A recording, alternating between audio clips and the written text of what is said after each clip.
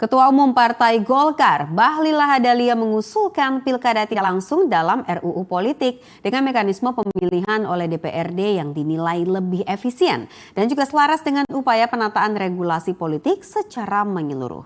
Dan wacana ini juga sejalan dengan pandangan Partai Gerindra bahwa pilkada langsung membutuhkan biaya besar dan rawan akan konflik, sehingga model tidak langsung dianggap lebih efektif dan juga hemat anggaran. Untuk membahas mengenai hal ini, saat ini kita sudah terhubung secara daring bersama dengan anggota DPR RI fraksi Golkar. Sudah terhubung bersama kami ada Bapak Ahmad Doli Kurnia atau Bapak Doli. Selamat malam Bapak Doli. Selamat malam, Assalamualaikum warahmatullahi wabarakatuh. Waalaikumsalam warahmatullahi wabarakatuh. Bersama saya Enji Ang ya Pak ya, dari Garuda. Ini dari tadi saya sudah sempat mengintil mengenai pilkada tidak langsung yang kayaknya ini ramai diperbincangkan kembali. Tapi sebenarnya sudah pernah diutarakan di ulang tahun Golkar di tahun lalu ya Pak. Jadi ada 2 tahun berturut-turut ini Pak. Iya, sebenarnya kami dari dari Partai Golkar sudah membentuk tim kajian politik yang sudah bekerja 1,5 tahun belakangan ini. Makanya sejak dari tahun yang lalu, ketua umum kami dalam acara tepatnya di hari ulang tahun ya, yang ke-60 dan terakhir yang kemarin pada saat di HUT yang ke-61 dan juga di Rapimnas kemudian mengemukakan kembali. Jadi sebenarnya kami menyampaikan itu, ketua umum kami menyampaikan itu sudah berdasarkan kajian yang cukup mendalam. Nah dari hasil kajian itu memang ada beberapa opsi ya. Awalnya kita memiliki 3 opsi. Opsi yang pertama adalah memang tetap pelaksanaan pilkada seperti yang kemarin-kemarin, dilaksanakan secara langsung. Kemudian yang kedua, opsi yang kedua adalah semuanya kembali ke DPRD gitu. Nah, yang opsi yang ketiga adalah itu ada semacam hybrid atau asimetris. Jadi ada yang kembali ke DPRD, ada yang tetap langsung, dan sudah diputuskan waktu itu yang sudah pasti masuk kembali ke DPRD ada di pemilihan gubernur. Nah, sementara untuk pemilihan di kabupaten kotanya kita juga sedang mengkaji mendalam apakah model asimetrisnya seperti apa, daerah-daerah mana saja yang memang kembali ke DPRD atau tetap secara langsung.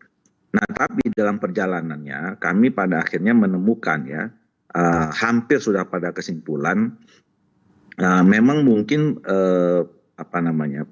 perlu dikomunikasikan lebih intensif pada semua stakeholder ya, bahwa dan kemudian diyakinkan bahwa pemilihan kepala daerah kembali ke DPRD itu mungkin untuk saat ini menjadi solusi terhadap apa misalnya.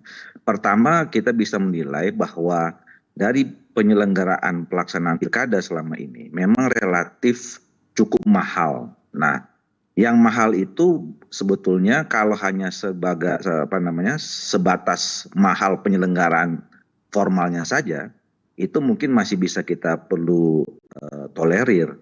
Tetapi yang menjadi masalah kemudian adalah adanya biaya-biaya politik lain yang membuat mahal ya.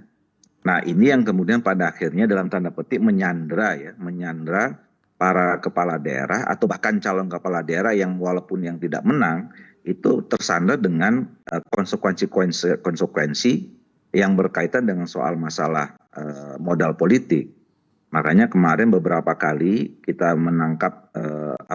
mendapatkan berita adanya kepala daerah yang tersandra atau terjebak OTT segala macam itu, motifnya gara-gara karena memang ingin mengembalikan dana politik yang dipergunakan pada saat pilkada gitu.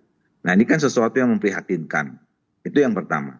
Yang kedua, ternyata selama ini produk dari pilkada secara langsung ini itu belum tentu juga menghasilkan kepala-kepala daerah yang betul-betul Pak Doli, maaf ini sepertinya sedikit terputus. Dan tadi Bapak sempat menyatakan bahwa sudah ada kajian ya Pak ya? Iya, jadi saya lanjutkan ya. Jadi yang kedua, ternyata selama ini kita bisa menilai bahwa produk dari hasil pilkada langsung itu tidak sepenuhnya pilihan itu menjadi pilihan yang ideal ya. Jadi kita bisa melihat bahwa apakah selama ini kepala-kepala daerah yang berasalkan dari pilihan langsung itu sudah membuat daerah itu tambah baik atau tidak ya. Nah, terbukti salah satunya adalah ada ratusan yang memang terjebak dengan masalah hukum gitu. Nah, yang ketiga, kita lihat juga fenomena yang terjadi pada saat pelaksanaan pilkada, ya, sangat rawan terjadinya keterbelahan di masyarakat kita, ya. Jadi adanya potensi konflik, bukan hanya konflik antara individu dengan individu dalam satu keluarga misalnya, bahkan sangat rawan terjadi antara satu kelompok dan kelompok yang lain. Nah, jadi kohesivitas kebangsaan kita itu bisa terancam dengan sangat ketatnya kompetisi yang sangat terbuka pada saat pemilihan kepala daerah itu. Nah, atas beberapa pertimbangan itulah kemudian kami sudah hampir pada kesimpulan bahwa mungkin sebaiknya memang pelaksanaan pilkada itu kita kembalikan ke DPRD dengan catatan. Nah, jadi catatannya itu adalah bahwa jangan dibayangkan kita akan mendorong pelaksanaan pilkada DPR itu seperti yang dulu-dulu, ya. Kita tentu memberikan juga antisipasi ya terhadap pandangan-pandangan tentang pelaksanaan pilkada kembali ke DPR yang juga ada disampaikan secara negatif misalnya ya. Kalau katakanlah misalnya bicara tentang soal potensi praktek moral hazard pemilu ya, money politics, politik transaksional dan segala macam itu. Nah, tentu kita harus harus menyiapkan sedemikian rupa, harus memodifikasi ya model pelaksanaan pilkada kembali ke DPRD itu secara baik dengan memenuhi prinsip-prinsip tetap prinsip demokrasi kita. Adanya pelibatan rakyat itu juga tetap harus dibuka peluangnya. Jadi misalnya adalah mulai dari tahap proses seleksi bakal calon. Tentu saya kira kita tidak bisa atur di dalam undang-undang itu bahwa partai politik harus juga melibatkan publik di dalam merekrut calon atau bakal calon kepala daerah itu. Nah, artinya ada pelibatan masyarakat lah ya untuk menyampaikan aspirasinya. Kemudian yang kedua dalam tahapan seleksinya juga mungkin bisa melibatkan tokoh-tokoh ya, panel gitu, apakah tokoh melalui kelompok akademik, kelompok tokoh masyarakat, tokoh agama dan segala macam. Nah, kemudian yang kedua juga mungkin pencalonannya bisa ya dibuat salah satu alternatif melalui primary election ya, apakah modelnya konvensi bersama antara partai politik atau kemudian juga semacam ada pemilihan awal gitu di masing-masing partai politik dan seterusnya. Nah, begitu juga nanti pada saat tahap berikutnya ya ada sosialisasi, ada kampanye juga yang juga dilakukan oleh para bakal calon atau calon yang nanti akan diusung masing-masing partai politik atau gabungan partai politik itu. Nah, yang berikutnya, kalau memang selama ini ada khawatiran ya terjadinya perpindahan katakanlah praktek moral hazard pemilu tadi ya, money politics, vote buying, katanya ada yang mengatakan ya, ada gium yang menurut saya juga perlu dibuktikan. Ya kalau misalnya nanti dikembalikan ke DPR, ya belum tentu juga ada money politics. Mungkin bisa jadi iya, tapi kalau kita misalnya sama sepakat untuk tidak membiarkan praktek-praktek seperti itu, dimanapun itu ya, baik di rakyat maupun di DPR, saya kira kita juga bisa mengatur soal itu. Misalnya lah katakan pemilihannya nanti di DPR itu, ya pemilihannya secara terbuka, ya tidak lagi semacam pemilihan tertutup gitu. Nah, jadi artinya menurut saya ke depan memang kita diberi keleluasaan ya untuk membuat satu sistem atau model baru yang betul-betul memenuhi paling tidak ada dua prinsip yang seimbang. Prinsip yang pertama tadi adalah bahwa memang pelaksanaan pilkada ini efisien, efektif, ya tidak berpotensi mengundang konflik di tengah-tengah masyarakat. Kemudian kita bisa cari tokoh-tokoh yang betul-betul kredibel, yang cukup potensi untuk membangun daerah itu, tetapi sekaligus juga tidak menghilangkan prinsip keterlibatan rakyat. Gitu. Nah, ini yang di sana ada prinsip keterbukaan, kemudian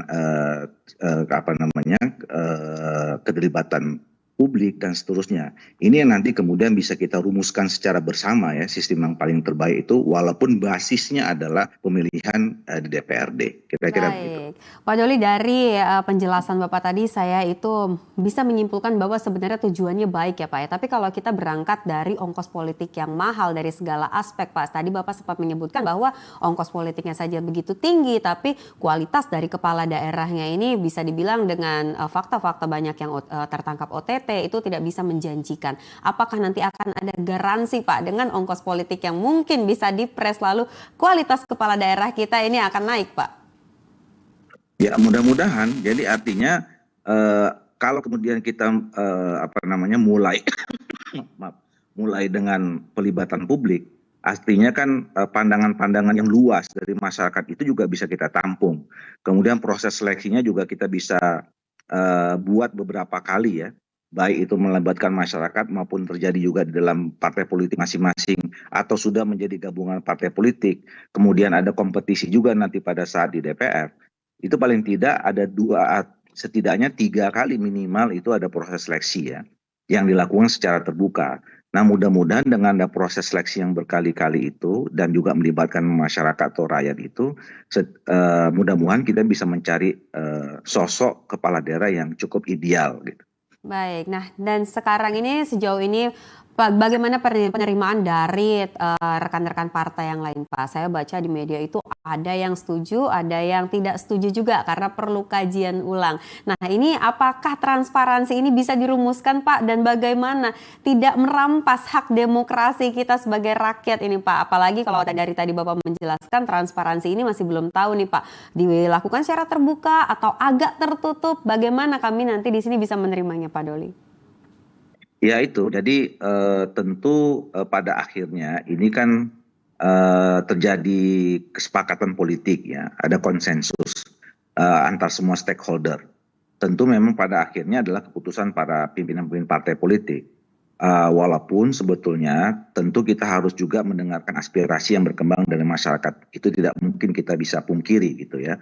Makanya saya kira ini waktu masih ada ya.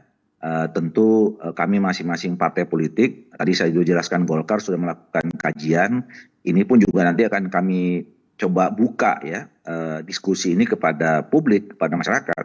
Kami mungkin insya Allah akan mengundang atau mendatangi kampus, kemudian melibatkan diskusi dengan tokoh-tokoh akademik kita ya, terus pada kelompok-kelompok masyarakat sipil gitu.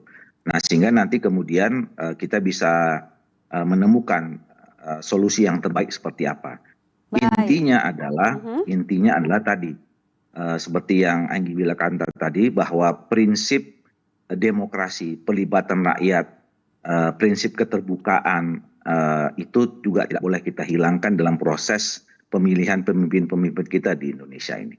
Ya Bapak, sekarang ini kan pilkada dibilang bukan di depan mata ya Pak ya. Kita masih ada waktu seperti yang Bapak bilang tadi akan kita rumuskan lagi. Dan sekarang Golkar ini sudah sejauh apa nih Pak untuk berkoordinasi dengan partai lain ataupun dari pemerintah. Atau mungkin sudah membuka ruang-ruang diskusi publik kepada perwakilan dari rakyat masyarakat umum Pak untuk implementasi mengenai pilkada tidak langsung ini.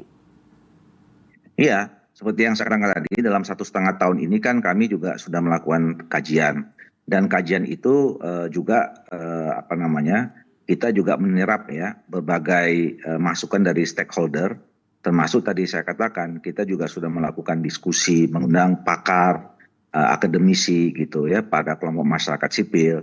Dan saya kira sampai nanti pada saat dimulainya pembahasan undang-undang di situ secara resmi ya, dan pada saat pembahasan undang-undang juga tentu wakil-wakil kami di DPR. Dan sama juga saya kira wakil-wakil dari partai yang lain, Partai Gerindra, Partai PAN tadi yang disebutkan juga hampir sama pandangannya, dan partai-partai yang lain tentu akan juga melibatkan para stakeholder yang lain ya, mewakili masyarakat.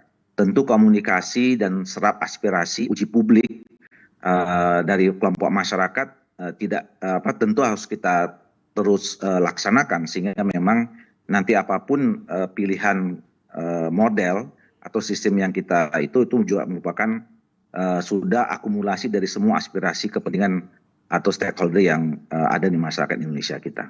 Baiklah, terima kasih banyak Pak Doli untuk bincang-bincangnya malam hari ini bersama kami dari Garuda TV. Sama-sama. Terima kasih banyak Malam. untuk Bapak Ya. Ahmad Doli Kurnia, anggota DPR fraksi Golkar, mengenai pembahasan tentang pilkada tidak langsung. Tadi sudah disampaikan secara sangat jelas dan sekarang masih dalam pembahasan lagi ongoing.